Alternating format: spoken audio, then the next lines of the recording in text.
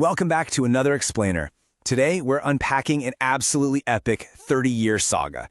We're talking about a company that didn't just, participate in a market. No, they actively reshaped the entire global economy around their own vision. We are diving into the strategic transformation of NVIDIA, how they went from a scrappy, almost bankrupt tech startup to the undisputed king of the computing world. To really wrap our heads around the scale of what we're talking about, just take a look at this number.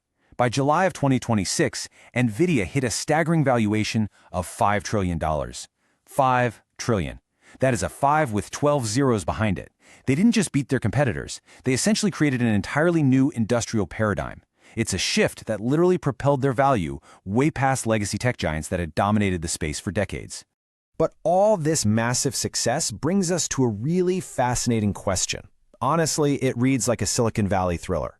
How exactly did a company that almost went bankrupt making graphics cards in the 1990s transform into the single most important geopolitical choke point of the 21st century?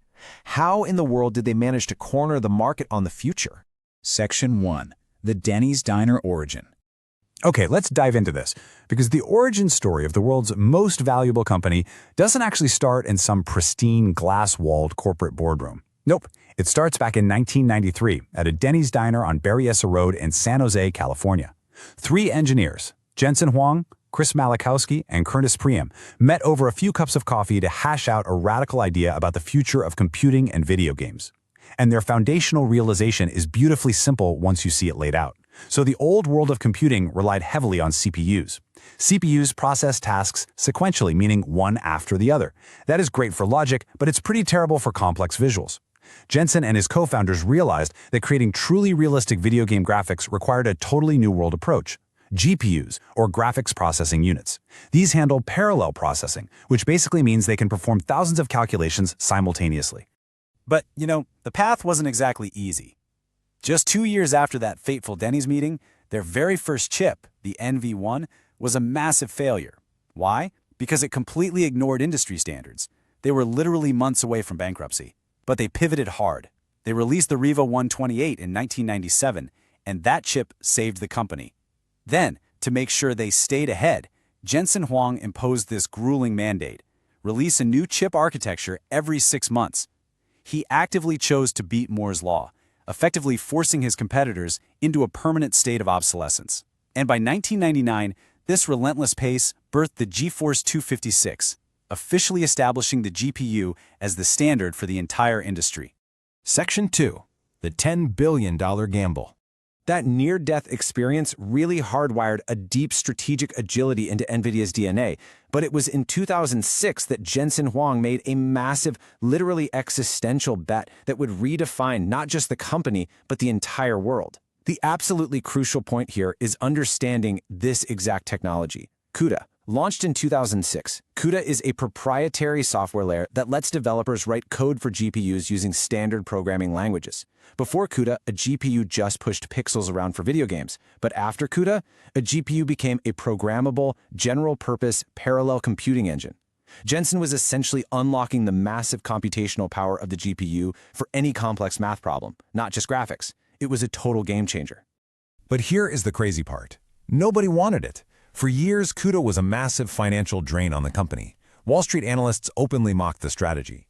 They famously called it a bridge to nowhere. During the 2008 financial crisis, while NVIDIA's stock was plummeting, investors were practically begging Jensen to abandon CUDA, but he didn't. While everyone else was obsessing over immediate short-term profits, NVIDIA was playing a 10-year waiting game. He kept pouring hundreds of millions of dollars into it, funding universities to teach it, and even just giving the software away for free. He was waiting for a killer app, something that absolutely required massive parallel processing. Section 3. The Big Bang of AI. And then, finally, all that waiting paid off. The killer app arrived almost completely by accident, and it triggered what we now know as the Big Bang of artificial intelligence. This was the exact moment where gaming hardware and academic research violently collided. In 2012, researchers at the University of Toronto entered an image recognition competition called ImageNet. They used a neural network named AlexNet, and here's the kicker. Instead of running it on standard CPUs, they fed it right into 2 NVIDIA GPUs using the CUDA platform, and they absolutely crushed the competition. it was a historic breakthrough. Deep learning, as it turned out, was really just massive matrix multiplication, which is exactly what GPUs were built to do. And this brilliantly illustrates the academic theory behind NVIDIA's genius. It's known as the resource-based view framework. While their competitors were totally obsessed with those short-term hardware profits, NVIDIA spent a whole decade taking financial hits to build an intangible asset, the CUDA software ecosystem. According to this framework, physical assets, like chips, can always be copied, but a deeply entrenched, highly complex software ecosystem with massive developer reliance, that creates a sustainable, virtually unbreakable competitive advantage. Section 4. Building the invisible moat.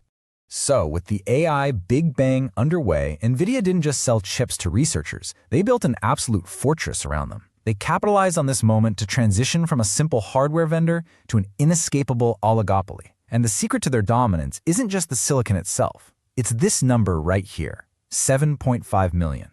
That is how many developers are currently locked into the CUDA ecosystem. If you're building an AI model today, you are more than likely writing code optimized specifically for CUDA. Think about it. If a competitor comes along and makes a chip that's, say, 10% faster, it doesn't even matter. Switching would require rewriting millions of lines of code. This creates a switching cost so astronomically high that it essentially traps the entire industry inside NVIDIA's walled garden. To really understand how this builds into the broader economy, take a look at the new AI industrial stack. If you use ChatGPT or any cloud services today, you're interacting with the top layers. Up at level 1, you have the AI models. Right below that, at level 2, are the cloud providers like Amazon and Microsoft. Then, level 3, the system integrators. Down at level 4 is chip design, and that is NVIDIA. Finally, physical fabrication is at level 5. As you can see, NVIDIA sits dangerously close to the absolute physical foundation of this entire technological revolution. In previous industrial eras, controlling steel or oil gave you all the power, while today, NVIDIA controls the compute infrastructure that makes AI itself possible. And that strategic positioning translates into absolute market dominance. Just look at the global high-end AI training GPU market. NVIDIA holds a staggering 94% share. 94%. Their competitors are basically just fighting over the scraps. They didn't just capture the market. For all intents and purposes, they are the market. Now, what's really interesting about this slide is how that absolute market dominance has triggered just violent exponential revenue growth on their balance sheet. Look at their data center business. In fiscal year 2023, revenue was $14.5 billion. The very next year, it jumped to $47.5 billion. And by fiscal year 2026, it erupted to an unbelievable $194 billion. Because AI scaling laws basically dictate that bigger models need exponentially more compute power, the world's biggest tech companies are effectively handing NVIDIA blank checks just to secure the hardware they need to survive. However, as we all know, no empire is truly invincible.